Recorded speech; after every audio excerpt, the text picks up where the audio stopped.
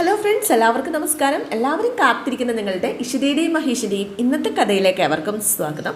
അങ്ങനെ നമ്മുടെ ഇഷിത അരുന്ധതി മേഡത്തോട് പറഞ്ഞു, ഇവിടെ ഞാനാണ് ക്രൂശിപ്പിക്കപ്പെട്ടിരിക്കുന്നത്, എല്ലാവരും എന്നെയാണ് വിരൽ ചൂണ്ടുന്നത്, സുചിത്രയ്ക്ക് വേണ്ടി ഞാൻ അനുഗ്രഹയെ ചതിച്ചു, അല്ലെങ്കിൽ വിനോദിനെയും കുടുംബത്തെയും ചതിച്ചു എന്നൊക്കെ ഞാൻ എൻ്റെ മഹേഷിനെ ചതിച്ചു എന്ന് മഹേഷ് പോലും അങ്ങനെ തന്നെയാണ് വിശ്വസിച്ചിരിക്കുന്നത്.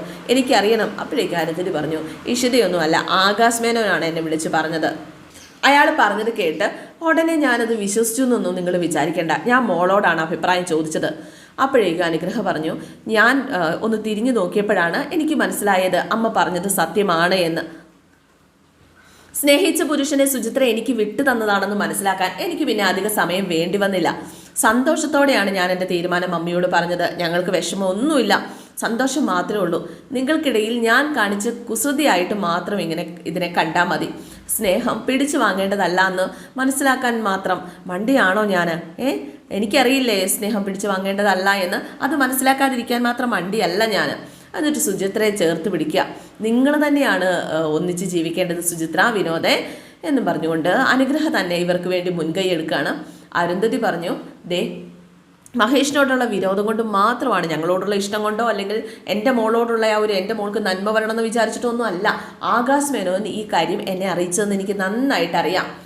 എന്തായാലും ആകാശ് മേനോനോട് എനിക്ക് നന്ദിയുണ്ട്. ഞാനത് അയാളെ അറിയിക്കുകയും ചെയ്തിട്ടുണ്ട്. അപ്പോഴേക്കും മഹേഷിൻ്റെ മുഖം അങ്ങ് താന്നു. ഇനി എനിക്ക് പോകാലോ അല്ലേ? അപ്പോഴേക്കും മഹേഷ് പറഞ്ഞു, മേഡം പൊക്കോളൂ. അതെ, മമ്മിയെ പോകുന്നുള്ളൂ, ഞാൻ കുറച്ച് ദിവസം ഇവിടെ തന്നെ ഉണ്ടാവും. ദേ ഒന്ന് ചിരിച്ചതിൻ്റെ സുചിത്രേ. സോറി വിനോദ്, എന്നോട് ക്ഷമിക്കണം കേട്ടോ. അതിന് ഞാനല്ലേ സോറി പറയേണ്ടത്. ഓ ഞാൻ വരവ് വെച്ചേ എന്നും പറഞ്ഞ അനുഗ്രഹ. ഇതിനിടയിൽ മഹേഷിനോട് എനിക്കൊരു കാര്യം പറയാനുണ്ടായിരുന്നു. കേരള ചാപ്റ്റേഴ്സേ ഞാൻ മറ്റാർക്കും കൊടുക്കില്ല, അത് മഹേഷിന് തന്നെയാണ്. തീരുമാനമായി കഴിഞ്ഞു, മഹേഷിനത് നഷ്ടപ്പെടില്ല. ഇത് കേട്ടപ്പോഴാണ് മഹേഷിൻ്റെ ജീവൻ നേരെ വീണത്. ബാക്കിയുള്ളൊരു ആശ്വാസം. ഒരു വിവാഹ നിശ്ചയം മുടങ്ങിയതിൻ്റെ പേരിൽ അർഹതയുള്ള ഒരാളിനെ അത് നഷ്ടപ്പെടുത്താനായിട്ട് ഞാൻ കൂട്ടു നിൽക്കത്തില്ല കേട്ടോ. എൻഗേജ്മെൻറ്റ് കഴിഞ്ഞ് പറയാൻ വേണ്ടിയിട്ട് ഇരുന്നതാ. ഓരോന്നിനും ഓരോ സമയമുണ്ടല്ലോ. എന്തായാലും ഡൽഹി വെച്ച് കാണാം. ഓൾ ദി ബെസ്റ്റ് എന്നും പറഞ്ഞുകൊണ്ട് അരുന്ധതി മഹേഷിന് കൈ കൊടുക്കുക. നമ്മളിന്ന് നല്ല ബന്ധുക്കൾ തന്നെ ആയിരിക്കും കേട്ടോ എന്ന് സ്വപ്നവല്ലിയോടും രാമനാഥനോടും പറഞ്ഞു. ഞങ്ങളും അങ്ങനെ തന്നെയാണ് കാണുന്നത്.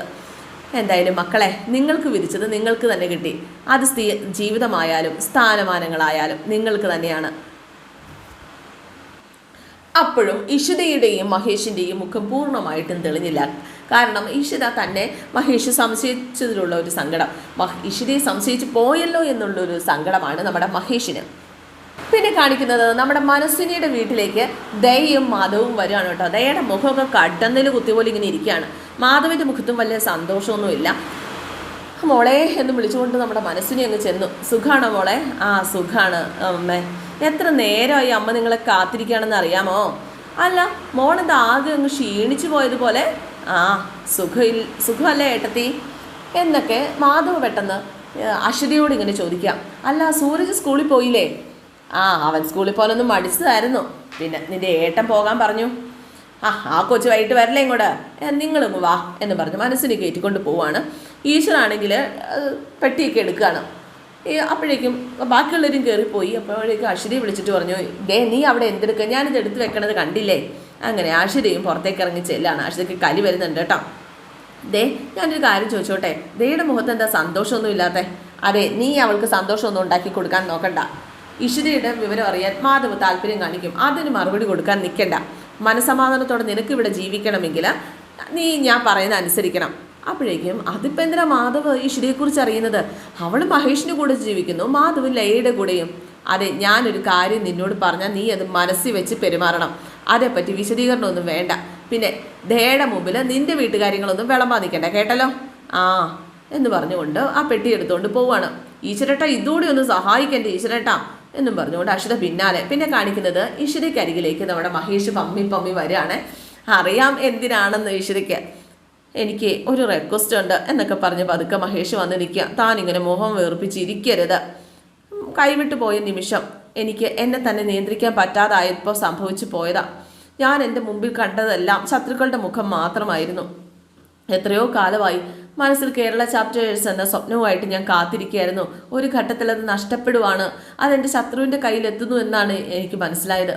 എല്ലാത്തിനും താൻ സാക്ഷിയല്ലേ ഇഷിത? ദൈവദൂതനെ പോലെ അരുന്ധതി മേഡം വന്നു, സത്യങ്ങൾ അറിയിച്ചു.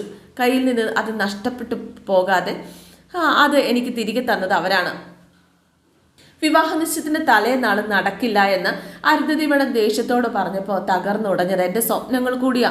ഞാൻ തീർത്തും ഒറ്റപ്പെട്ടു പോയി എന്ന് തോന്നിയ നിമിഷങ്ങളിലാണ് എനിക്ക് അങ്ങനെയൊക്കെ പെരുമാറേണ്ടി വന്നത്. ഒരു മനുഷ്യൻ്റെ പൂർണ്ണമായ തോൽവിയായിരുന്നു അത്. ആത്മഹത്യ അല്ലാതെ മറ്റൊന്നും മുന്നിലില്ല എന്നൊരു തിരിച്ചറിവ്. അതിനെ അതിജീവിക്കാൻ വേണ്ടിയിട്ടാണ് ഞാൻ മദ്യപിച്ചതൊക്കെ എന്നുമൊക്കെ പറഞ്ഞ് ഇവൻ ഇങ്ങനെ അഡ്മിറ്റ് ചെയ്യുകയാണ് ഇവൻ്റെ ആ ഒരു തെറ്റ്. മഹേഷ് ആത്മഹത്യ ചെയ്തു എന്ന് മറ്റുള്ളവരെ കൊണ്ട് പറയിപ്പിക്കരുത്, അതിനു വേണ്ടിയിട്ടാണ് ഞാൻ കഴിച്ചത്, പറ്റിപ്പോയി. തനിക്കുണ്ടായ എല്ലാ വേദനകൾക്കും ഞാൻ മാപ്പ് ചോദിക്കുകയാണ്. അരുന്ധതി മേഡം മടങ്ങിപ്പോയി. അരുന്ധതി മേഡം വന്നില്ലായിരുന്നുവെങ്കിൽ ഇന്ന് നീ അല്ല ഉള്ളത് കൊണ്ട് മാത്രമാണ് ഇതുപോലൊരു സംഗമം ഉണ്ടായത്, എല്ലാം പുറത്തറിഞ്ഞതും. എന്തായാലും താൻ തന്നെയാണ് എല്ലാത്തിനും കാരണം. തന്നെ ഞാൻ വേദനിപ്പിച്ചപ്പോഴും താൻ എന്നെ തലോടുമായിരുന്നു. തൻ്റെ മുന്നിൽ ഞാൻ എൻ്റെ ജീവിതം സമർപ്പിക്കുക ഇഷിത എന്നും പറഞ്ഞുകൊണ്ട് ഇഷിതയ്ക്ക് മുമ്പിൽ തോറ്റു ഇങ്ങനെ നിൽക്കുകയാണ് മഹേഷ്. പക്ഷേ ഇഷിത മറുപടി ഒന്നും പറഞ്ഞില്ല, പുറത്തേക്ക് ഇറങ്ങി പോവുമായിരുന്നു ചെയ്തത്.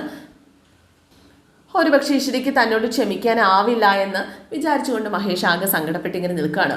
പിന്നെ കാണിക്കുന്നത് ആകാശമാണ് കേട്ടോ. ആകാശം ഉറഞ്ഞു തുള്ളാണോ, ചുമ്മാ കിടന്ന് ഒച്ച വയ്ക്കുകയാണ്. എൻ്റെ ജീവിതം നശിപ്പിക്കുക അവൻ എന്നൊക്കെ പറഞ്ഞിട്ട് ഇങ്ങനെ അവൻ ജയിക്കുകയാണ് എന്നൊക്കെ പറഞ്ഞിട്ട് ഒച്ച വെച്ചോണ്ടിരിക്കുക. അപ്പോഴേക്കും രചന ഇറങ്ങി വന്നു. രചന ചോദിച്ചു, എന്താ ആകാശ്, എന്താ പറ്റിയേ, എന്തെങ്കിലും വയ്യായികയുണ്ടോ, എന്തിനു ബഹളം വയ്ക്കുന്നത്? എല്ലാം പോയി, എൻ്റെ മോഹങ്ങളും പ്രതീക്ഷകളും എല്ലാം ചീട്ടുകൊട്ടാരം പോലെ തകർന്നു പോയി. ഇനി ആകാശ് മേനോൻ ഇല്ല. ആകാശ് മേനോനെ അവൻ തീർത്ത് കളഞ്ഞു. എന്തൊക്കെ നിന്ന് പൊറുപുറുക്കും കേട്ടോ. അതെ, ജയിക്കാൻ ജനിച്ചവൻ ഞാനല്ല, അത് അവനാണ്, മഹേഷ്. ഓ ഗോഡ്, ഞാനിതെങ്ങനെ സഹിക്കും? എന്താ സംഭവിച്ച ആകാശ്, കാര്യം പറ. കേരള ചാപ്റ്ററിൻ്റെ കാര്യമാണെങ്കിൽ അത് മഹേഷിൻ്റെ കയ്യിൽ നിന്ന് പോയില്ലേ എന്ന് ചോദിച്ചതും ആകാശ് രചനയെ കൊങ്ങക്ക് പിടിച്ചങ്ങോട്ട് കയറ്റി വയ്ക്കുക. എവിടെ പോയി നടി നീ പറയുന്നത്? അത് അവൻ്റെ കയ്യിൽ തന്നെയാണ്, അവൻ നേടിയെടുത്തു. അവനാണ് കേരള ചാപ്റ്ററിൻ്റെ CEO. ആകാശിന് എന്താ ഭ്രാന്ത് പിടിച്ചോ എന്നെ? അപ്പോഴേക്കും അതെ, മുഴുത്ത ഭ്രാന്ത. തെരുവിലൂടെ അരഞ്ഞ് നടക്കുന്നത് കാണാൻ ഞാൻ ആഗ്രഹിച്ചു. ഇനി ഞാൻ ആ തെരുവിലൂടെ അരഞ്ഞു നടക്കാൻ പോകുന്നത്. ഈ ആകാശ് മേനോൻ ഒരു ഭ്രാന്തനെ പോലെ. ആകാശ കാര്യം എന്താണെന്ന് വെച്ചാൽ പറ. ഇത്രയും കെട്ടിട്ട് നിനക്ക് മനസ്സിലായില്ലേ? കേരള ചാപ്റ്റേഴ്സ് മഹേഷിൻ്റെ കയ്യിലായി. അപ്പം അരുന്ധതി മേഡമോ?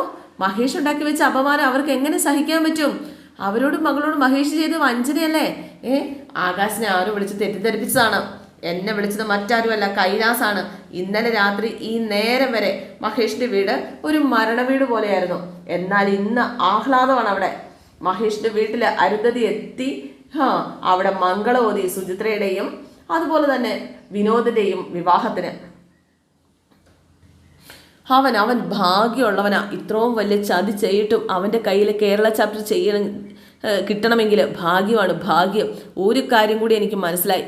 അവൻ്റെ ഭാഗ്യം അവൻ്റെ പെണ്ണ്. അവൻ താലി കെട്ടി അവൻ്റെ പെണ്ണാണ് അവൻ്റെ ഭാഗ്യം.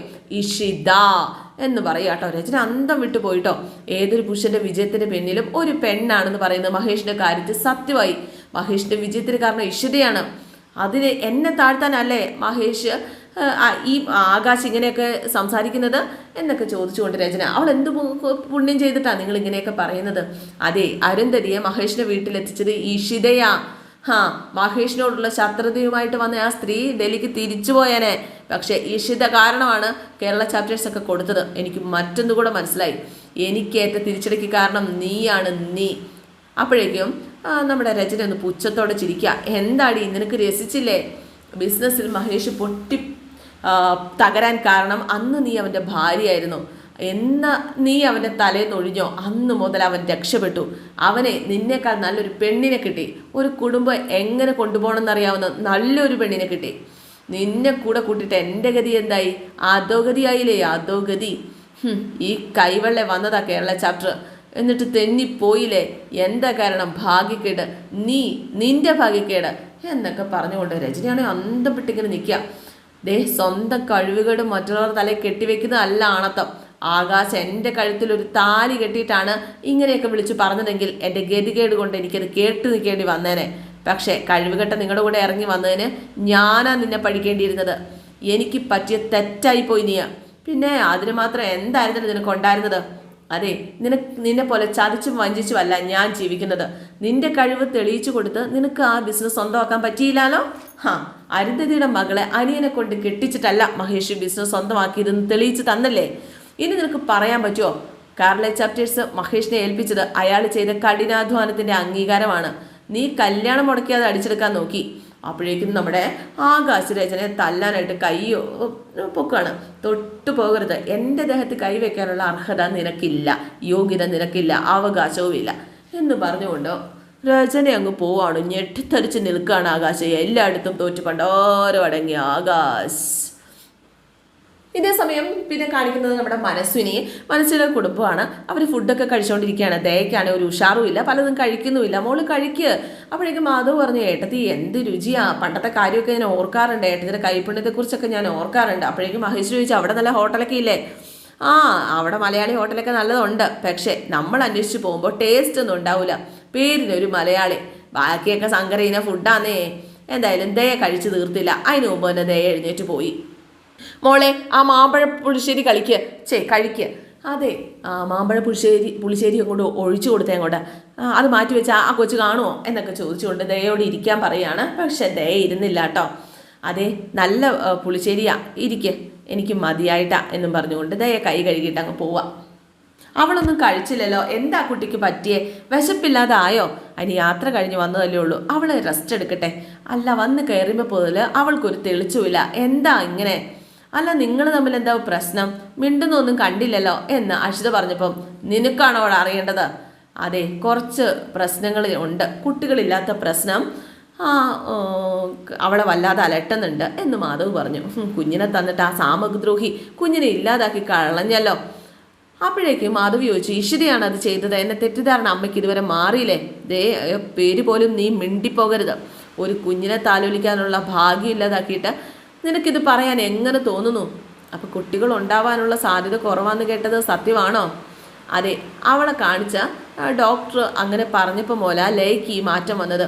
അവളെയും കൊണ്ട് അവിടെ തുടർന്നു പോകാൻ കഴിയില്ല എന്ന് ബോധ്യമായപ്പോഴാണ് ഞാൻ ഇങ്ങോട്ടേക്ക് പോകുന്നത്. എനിക്കിനി അവിടെ തുടരാൻ പറ്റില്ല ഏട്ടാ, എനിക്ക് വയ്യ, ഞാൻ മടുത്തിയാണ്. അവളെന്തെങ്കിലും കടുങ്കൈ ചെയ്യുമെന്നുള്ള പേടി എനിക്ക്. കാര്യങ്ങളൊക്കെ ആ നിലവരെ എത്തിയോ? നീ അവളെ കൊണ്ട് മടങ്ങി പോകുന്നത് തന്നെയാണ് നല്ലത് എന്ന് മാധവ് പറയാണ്. മാധവിനോട് മനസ്സിന് പറയാണ്, എടി കേട്ടില്ലേടി പറഞ്ഞത്, നിന്റെ അനിയത്തി ചെയ്തത് കൊണ്ടാണ്. പാവം, ഒരു കുഞ്ഞിൻ്റെ അമ്മയാവാനുള്ള അവളുടെ ശേഷിയാണ് നിന്റെ അനിയത്തി ഇല്ലാതാക്കിയത്. കാര്യങ്ങളുടെ ഗൗരവം ഇത്രയ്ക്ക് വലുതാണെന്ന് ഞാൻ അറിഞ്ഞില്ല. അവളും ഒരു പെണ്ണല്ലേ, ഇത്രത്തോളമൊക്കെ ക്രൂരത മറ്റൊരു പെണ്ണിനോട് വേണോ എന്നൊക്കെ ചോദിക്കുക.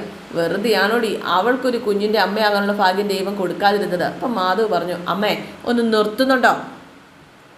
അവൾ ഈ കുടുംബത്തോട് ചെയ്ത ദ്രോഹങ്ങൾ ഞാൻ ഇനിയും സഹിക്കണോ? പക്ക തീർത്തതാ ആ ദ്രോഹി. അവൾക്ക് പ്രസവിക്കാൻ കഴിയില്ല എന്ന് മനസ്സിലായപ്പോൾ അവൾ മോഹിച്ച ഈ മാധവും ഒരു കുഞ്ഞിൻ്റെ അച്ഛനാവണ്ടെന്ന് കരുതി. ഒരു കാലത്തും അവൾ ഗുണം പിടിക്കില്ല എന്ന് പറഞ്ഞുകൊണ്ട് മനസ്സിനെ അക്ഷിത കരഞ്ഞുകൊണ്ട് കയറി പോവാം. എന്തിനാ അമ്മ ആ ഏട്ടത്തെ കുറ്റി നോവിക്കുന്നത്? അമ്മ എത്ര നാളായിട്ട് തുടങ്ങിയിട്ട്? ഞങ്ങൾക്ക് ദൈവം തന്ന വിധിയാ, അതിനെന്തിനാ മറ്റുള്ളവരെ കുറ്റം പറയുന്നത്? അപ്പം മനസ്സിന് ചോദിച്ചു, ഇഷിത നിനക്ക് തന്ന വിധിയാണ്, അവളുടെ വിധി ഞാൻ എഴുതും, വിടില്ല ഞാൻ അവളെ എന്നൊക്കെ പറഞ്ഞാൽ ചോറെടുത്ത് ശപഥം ചെയ്യാണ് നമ്മുടെ മനസ്സിനെ. ഈ അന്നത്തി പിടിച്ച് മനസ്സിന് സത്യം ചെയ്യാം, അവളെ ചുട്ടരിക്കാതെ മനസ്സിനിക്ക് വിശ്രമമില്ല എന്ന്. അപ്പോൾ ഇന്നത്തെ എപ്പിസോഡ് ഇവിടെ അവസാനിക്കുക. അപ്പം നാളത്തെ കഥ എന്താണെന്ന് അറിയണ്ടേ?